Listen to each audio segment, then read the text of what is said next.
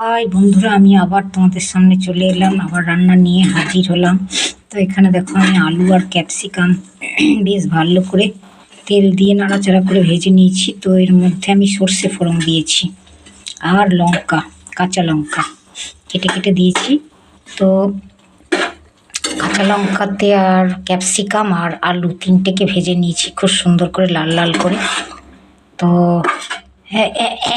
অল্প স্লাইড নুন দিয়েছি, দিয়ে ভেজে নিয়েছি।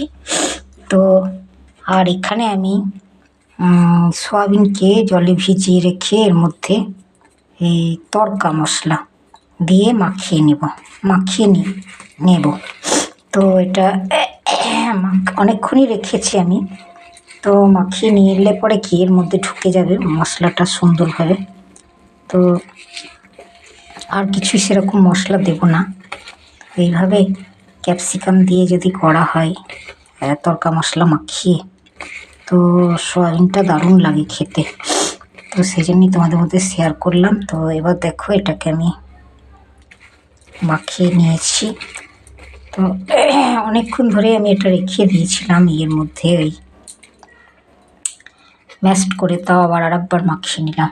তো মাখিয়ে নেওয়ার পরে এবার আমি এটাকে দিয়ে দিচ্ছি। তো এবার আবার কিছুক্ষণ ভাজা হবে। তো ভাজা হওয়ার আগে আমি ওর মধ্যে নুন চিনি এগুলো সব ঠিক করে নিই আসছে।